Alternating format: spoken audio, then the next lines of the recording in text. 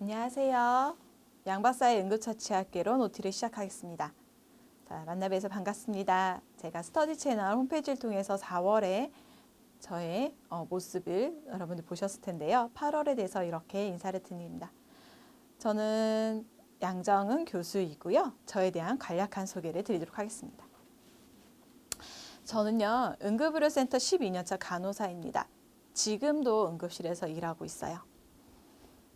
저는 이 직업이 참 좋아서요. 참 제가 사랑하는 직업이기도 하고요. 앞으로 향후 몇 년간 계속 임상에서 좀 있을 것 같습니다.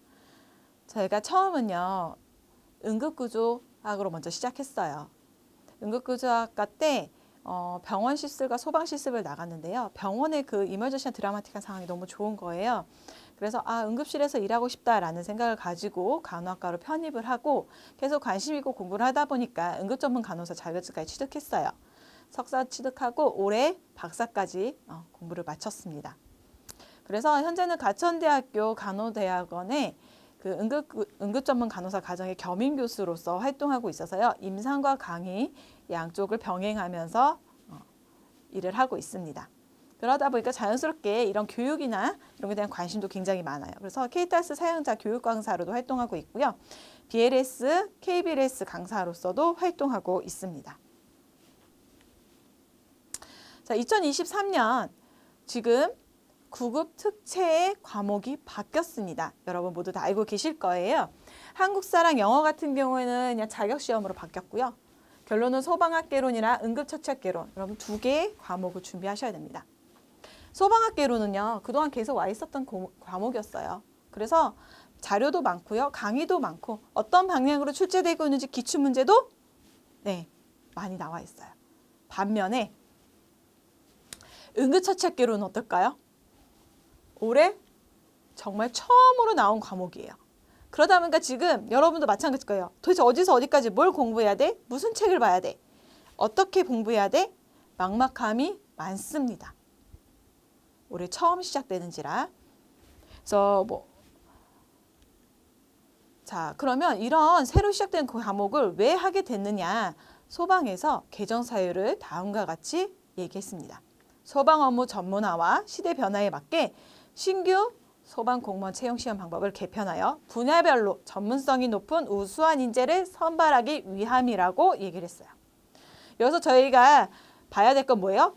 분야별로 전문성이 높은 우수한 인재를 뽑는 게 목표래요. 그럼 왜 이런 목표를 가지게 됐느냐? 자, 이번에 응급처치학 개론이 시험 과목으로 들어왔죠. 그 이전에는요, 없었어요. 구급특채를 뽑으면서 이 구급특채를 들어오는 사람들이 정말 현장에서 응급처치를 잘할 수 있는 사람이냐, 역량을 갖추고 있냐, 또는 그와 관련된 지식들이 있느냐, 이런 걸 물어보지 않고 뽑았다는 거죠. 그러다 보니까 일선에서 사소한 문제들이 생겨나고 있어요. 여러분들도 어떤 문제인지 제가 말하지 않아도 아실 겁니다. 그래서 그렇다고 해서 지금 선발된 구급대원들을 역량을 키울 수 있게 체계적인 이런 레더 시스템, 이런 체계적인 시스템들을 지금 만들어져 있느냐? 만들고는 있지만 아직은 미흡해요. 그러니까 소방에서는 어떻게 하느냐? 그러면 이제 선발할 때부터 현장 가서 바로 응급처치를 할 수 있는 역량과 지식을 갖춘 사람을 뽑겠다. 즉, 이 분야에 대해 어느 정도 전문성이 있는 사람을 뽑겠다 하는 게 소방의 입장입니다. 자, 그래서요, 이 구급특채 같은 경우에는 응시 자격이 직군에 제한이 있죠. 응급구조사, 간호사, 의사 세 직군이 볼 수 있고요. 다 있다고 다 볼 수 있느냐? 그렇진 않죠. 해당 면허증 또는 자격증을 소지한 이후에 어떻게 해당 분야에 2년 이상 종사한 경력이 있는 사람에 한해서만 볼 수 있습니다. 이거 해당 분야 2년 왜 했을까요? 즉, 실무 경력을 키워와라. 우리가 바로 현장에서 당신들을 투입했을 때 바로 환자를 보고 응급처치를 할 수 있는 실무 역량을 갖추는 사람을 원한다는 얘기입니다.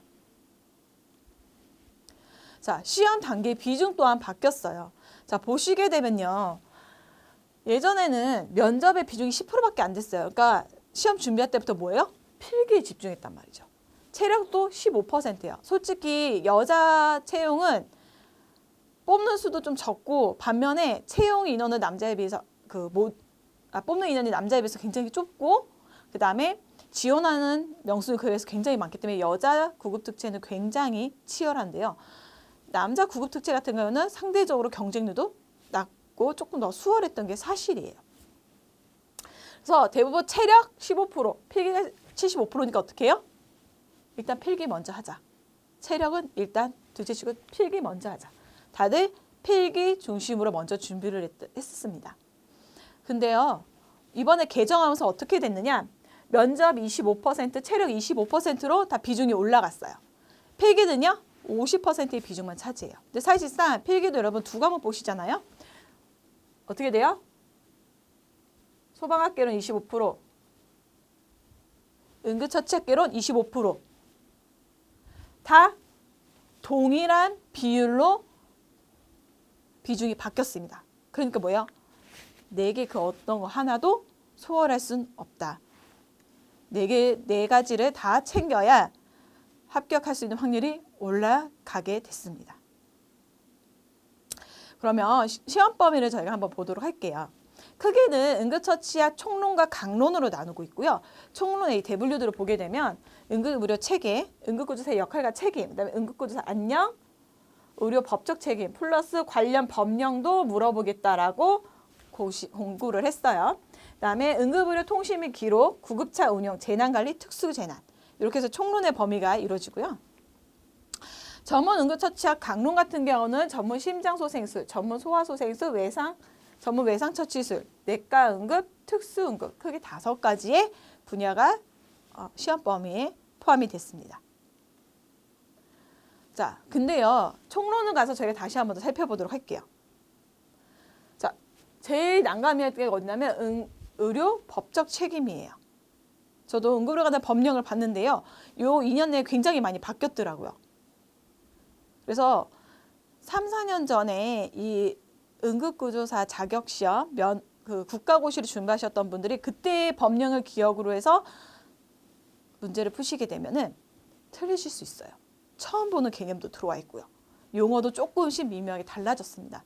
이러한 부분들을 다 최신에 바뀐 법들도 챙겨서 봐야 되고요. 자, 재난관리나 특수재난 어떠세요? 저거 뭐야? 막막해. 이렇게 느껴지시는 분야인데요. 지금 코로나 상황이기 때문에 저희가 감염병과 관련된 재난은 어느 정도 익숙해졌어요. 근데요, 재난에 감염만 있을까요? 많은 상황들이 있죠. 사실상 재난을 우리가 많이 겪어보진 않았습니다. 어때요? 매우 낯설다. 그래서 어디서 어디만큼 뭘 봐야 될지 모르겠다. 이렇게 반응이 나올 수밖에 없는 거죠. 자, 강론 부분을 보도록 할게요. 자, 전문 심장소생술. 자, 결론은 여기에 BLS도 같이 포함되어 있다는 거예요. 기본소생술도. 자, 2020년도 중요한 가이드라인이 개정되었죠. 뭐예요? 우리는 아하라 부르고 그들은 AHA라고 부르는 아하에서 BLS, ACLS 가이드라인이 변경되었습니다. 그러면 아하에서 이렇게 BLS 개정되고 나면요. 우리나라에서는 KACPR 대한 심폐소생협회에서는요. 우리나라 환경에 맞게 이 가이드라인을 다시 정립을 합니다. 그러다 보니까 아하는 어디 기준이요? 미국 기준. KCPR은 우리 국내, 한국의 기준에 따라서 가이드라인을 제정해요.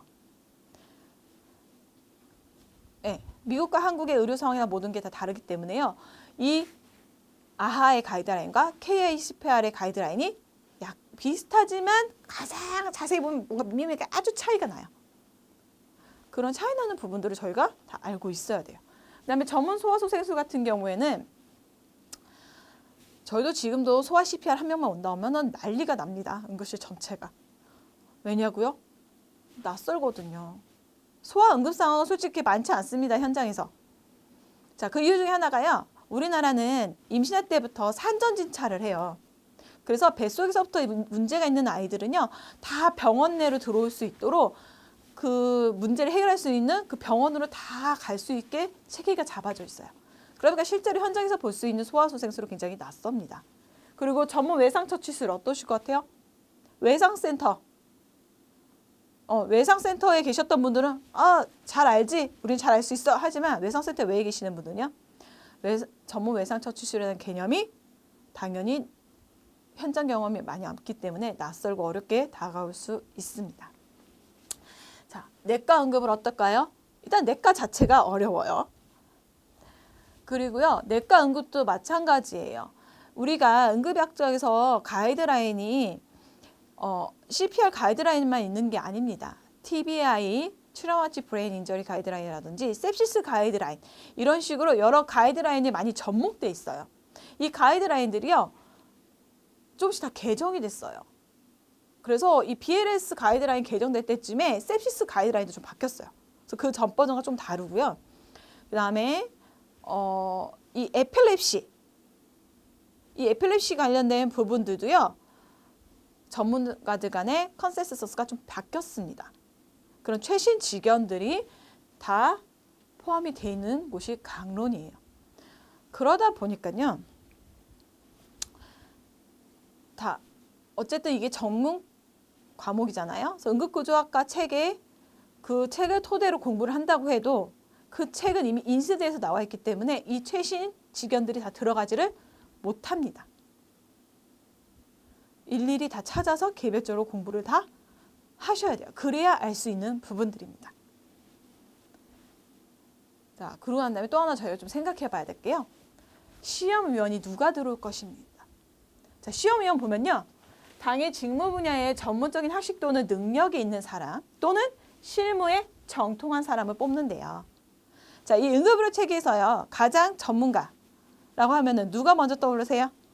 저는 응급의학과 의사가 먼저 떠오르더라고요. 그리고 여러분의 이 책을 집필하기 위해서 또 최신 지침들을 모두 담기 위해서 여러 자료들을 다 검토를 하면서요, 정부에서 발간한 여러 가이드라인도 봤어요. 특히 119 실무 지침서의 가이드라인을 이렇게 딱 봐서 누가 집필했지? 하고 봤더니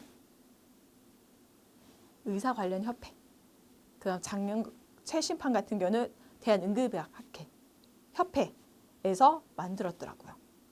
자, 이런 걸 다 생각해 봤을 때 시험위원으로는 최소한 응급의학과 의사 한 명은 반드시 들어오겠다라는 합리적 추론을 하게 된 거죠. 그래서 응급구조학과 전공책만으로는 시험 공부를 하시기에는 무리가 있습니다. 최신 지견도 함께 다 알고 계셔야 돼요. 그래서 그 최신 지견들을 어떻게 했냐? 제가 집필한 책에 다 담았습니다. 그래서 제 책을 보시면 이렇게 바뀌었구나, 최신 지견들이 이렇게 바뀌었구나 한눈에 아실 수 있고요. 그다음에 응급처치학 개론 범위 보셨죠? 굉장히 넓은 거예요. 그 넓은 와중에서 몇 문제 낸다고 그래요? 지금 40문제 낸대요. 그렇다는 거는 어디서 물 얼마큼 낼지 모르기 때문에 다 알고 있어야 됩니다. 자, 그래서 응급처치학 개론의 학습 방법인데요. 제일 중요한 거는요, 응급 환자의 평가와 응급처치에 대한 맥락을 잡고 계셔야 됩니다. 응급 환자를 보는 데 있어서요, 매번 다른 게 아니에요. 그 환자를 보는 데 있어서요, 중요한 맥이 있습니다. 중요한 플로우가 있어요. 이 중심의 맥락에서 환자의 질환과 상태마다 조금씩 격가지시로 살짝 달라지는 거예요. 그렇다고 해서 중요한 이 흐름의 맥락이 바뀌는 건 아닙니다. 그래서 이 맥락을 먼저 잡으셔야 응급처치학 개론을 공부하시기가 훨씬 더 수월합니다. 그다음에 중요한 거 뭐예요? 그 범위 엄청 많은데 다 외우실 수 있어요? 저도 불가능합니다. 그래서 어떻게 해요? 이해를 바탕으로 암기하셔야 돼요. 그래서 저의 주된 역할이 뭘까요? 제 강의는 여러분이 충분히 이해하실 수 있도록 강의를 진행하는 게 저의 목표입니다. 그래서 제가 그래도 강산이 한번 변할 정도의 임상 경력을 가지고 있잖아요. 제가 그동안 경험했던 그런 에피소드, 그리고 신규 간호사는 그런 간호사들을 교육하다 보니까 어디에서 어떤 개념들이 헷갈렸는지 잘 알거든요. 그러한 부분들을 콕콕 집어서 여러분들이 이해하실 수 있도록 강의를 구성했습니다. 그래서 한 번 들어서는 그 누구도 잘 몰라요. 당연히 반복 노출을 통해서 개념을 완전히 익히셔야 됩니다. 반복 노출이라고 하면은 집중해서 매번 보는 것도 중요하지만요, 자꾸 듣는 것도 중요해요. 아, 이런 단어가 있었어. 아, 이럴 때 이런 개념이 좀 있었지? 어렴풋이라도 떠올릴 수 있도록 계속 자꾸 들어주셔야 돼요. 그래야 여러분이 고득점으로 합격을 하실 수 있는 확률이 올라갑니다. 자, 제가 4월부터 홈페이지에서 여러분께 인사를 드렸었는데요. 언제 나오나 많이 기다렸었을 거예요. 이제 책의 집필이 거의 다 완성이 돼갑니다. 그래서 곧 제가 만든 집필한 책과 그다음에 단원별 문제 강의를 통해서 여러분께 조만간 정식으로 인사드리도록 하겠습니다. 이 시간까지 제 OT를 들어주셔서 감사합니다.